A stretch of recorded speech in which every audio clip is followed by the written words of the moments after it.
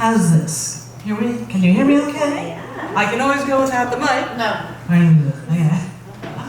So my problem was I was trained in the theater, and I'm like, this little house, I shouldn't need a mic. But you did have a comic one night who showed the difference between the projected voice and the mic voice, and like, yeah, for comedy, he's right, they're all right, it should be a mic. But I didn't know how to use it, so I had to practice. So I had to shift gears on what story I wanted to tell. And I don't have stories of daring do like the previous person, because I was a model child. And that can be really boring, especially when you're growing up. It is pretty boring. And you long to be one of those who goes and writes things on the blackboard, or saves the straw and wads up the paper and sticks it in your mouth till it's a nice ball, and you spit it. And whoever you please through the straw. No, I did not do those things. Or any other daring do. I didn't go to prom because I wasn't invited, and I didn't know you could just go. I'm still not sure you could just go. So I didn't do those things. But things start to happen after you're an adult that get interesting. So my husband decided that he wanted to go to the convention for the dynamic systems in the life sciences. Dynamic systems used to be called chaos theory at the very early time, but it wasn't a very clear or precise description of that form of mathematics. And so one of the aspects of dynamic systems is you have to learn vector theory. Is there anybody in the house who ever took any kind of math classes? Oh, so you probably know about it. I had to teach myself with a little bit of help from my husband. Finally, I got the engineering book that explained it a little bit. But the reason I was interested in vector theory, because my husband had, well, I guess I have to stick in two stories. Oh, let's make it too long. Anyway, it accurately describes the plot structures of literature and drama. That's why. So I went to this convention too, and I signed up to read my paper on vector theory and the plot structures of literature and drama, which I did do. Now, when you first go to a convention, usually there's some kind of little mixer. So everybody goes to this nice bar, it's in Boston, and people are talking about dynamic systems. And they're starting to talk about initial conditions. And then means like, oh, it begins here, and then it turns into this whole system with movement that's vibrant. And my husband thinks that is bullshit. And he started to say, no, there are no initial conditions. They're simply the point where you choose to differentiate one system from another. And as he said these words, this other guy came walking up, saying the exact same sentence. They're walking from different directions. My husband swings around, and they shake hands because they're in agreement, and finish their sentences as they do that.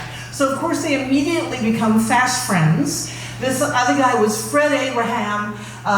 He and his twin brother had been the heads of the dynamic systems in the life sciences for many years, and they felt that everybody else at the convention was stupid except for themselves. They really did. They wrote that down. I read it.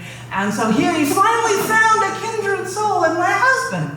So they were having lots of fun, and they became kindred souls.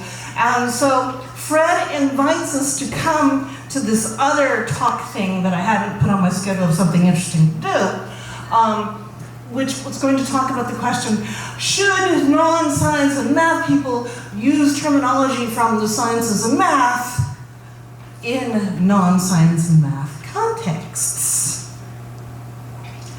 Remember, my paper was vector theory and the plot structures of literature and drama. Okay, so off we go. And then one guy goes, and he's kind of boring. And this room is fairly packed. The room is about the size of this room, only square rather than rectangular. There are 3 women in the room. The rest are all men. So this second guy gets up, and he's got a whole list of things why people who are not in the sciences should not be using these terms. And he goes down, and each argument is more bogus than the others. We won't understand them. Fuck me! We're in the humanities or arts. Or thing, okay? And you people, you men and scientists, keep using basic science words wrong. A bifurcation is not what you're saying. It's when something splits into two. Like a primitive fork that only has two prongs, okay? Wrong language. It drives me crazy.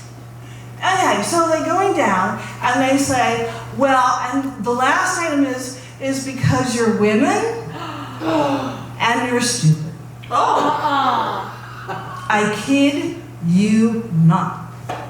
So, they're all the men are all laughing at this. The two women at the back of the room are like, steamed, their heads are down, their fists are clenched. They're trying to cancel us. But this guy over here, the mathematician, starts talking about these analogs. And the word he means is metaphor. Okay, so while they've been talking this garbage about analogs, meaning metaphors, I'm writing down a definition of metaphor, like get your head together, organize yourself, get your definition down. And so I said, you cannot argue that we can't use your language when you are using our language incorrectly. You cannot call a metaphor an analog. An analog is not a metaphor, they're different. A metaphor is this, I read it out, and an analog has actual similarities. Metaphors don't. And then he says, well, why can't I use it that way? Well, my husband grew up in a very wealthy family, so he always went to private schools until he went to the university. And they studied a lot of etymology. And my husband is also Los of Spain. So their thing is to be educated, to be great conversationalists. And you might throw stuff on the floor and never pick it up, or leave your groceries out, never throw anything away. But by golly, you know your language, you know your area of field. And they said, and he just had a fit when the mathematician told me I couldn't, why can't I use analog that way? I just told you it's wrong. But I kept that to myself, I'm being a lady. My husband, but he lost it. He said, because you can't. The word doesn't mean that. The word is over 1,000 years, 5,000 years old and has never changed in meaning. Metaphorus. I think the Greek, I forget. Greater, whatever the other part is. And the guy just kind of shrivels up. And Fred, who's there, who invited us for this, to make sure I was present to be canceled with women, you can't do that because you're stupid, ran out of the room. It was so great to have backup.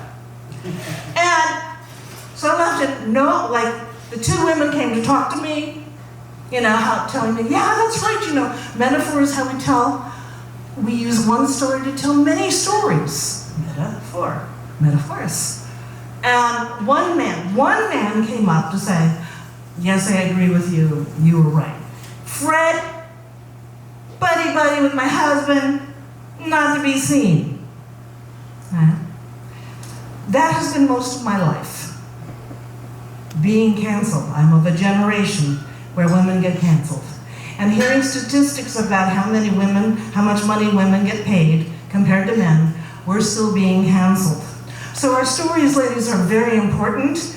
And yeah, there are men who'll back us up and are happy to do so and have fits when the jerks say something that's blatantly wrong and will not accept when a woman corrects them.